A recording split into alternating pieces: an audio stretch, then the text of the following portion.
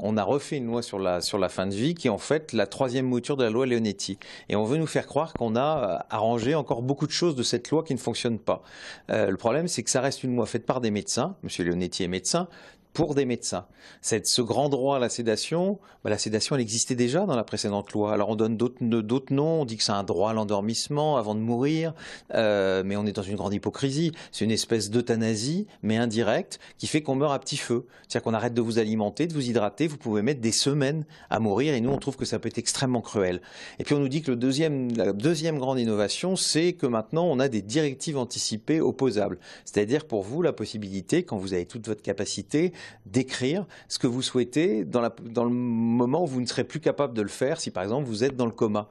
Sauf qu'il y a deux clauses qui font que ces directives anticipées, si à l'urgence vitale, le médecin n'est pas obligé de les appliquer, et puis s'il estime qu'elles sont manifestement inappropriées, il n'est pas obligé de les appliquer. Donc on voit qu'on a vidé totalement de la substance ce principe. Pourtant, justement, cette mesure sur la directive anticipée, elle existe notamment en Allemagne.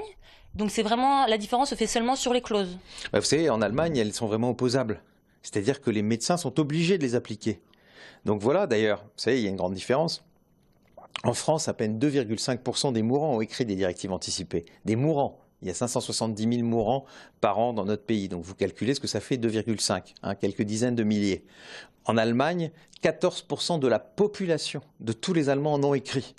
Logique, ils savent qu'elles vont s'appliquer. Que le médecin, si vous avez écrit, il est obligé de les respecter. Voilà, c'est toute la différence entre la France et l'Allemagne. Comment expliquez-vous le fait que François Hollande, alors que c'était une de ses quand même propositions lors des présidentielles, n'est pas allé plus loin et reste assez frileux sur cette question de société, alors que plus de 80% des Français justement sont favorables à l'euthanasie active? Ouais, on a même plein de sondages qui donnent, on a un sondage à 96% à l'IFOP, et tous les sondages donnent entre 8 ou 9 Français sur 10 qui y sont favorables, et de manière constante. C'est pas un sondage fait une seule fois, comme on pourrait l'avoir pour des élections. Pourquoi ? Je pense que d'abord, il y a eu la trouille qu'il y ait des événements comme pour le mariage pour tous. On voit que les adversaires sont les mêmes. Enfin, on les entend, c'est ceux qui sont contre l'avortement, contre le mariage pour tous. Et je pense qu'ils ont eu une espèce de trouille qui est des grandes manifestations dans le pays, alors que c'est pas la même chose. 100% des Français sont concernés par la mort. J'espère pas, non, c'est une mauvaise nouvelle à qui que ce soit. On va tous mourir.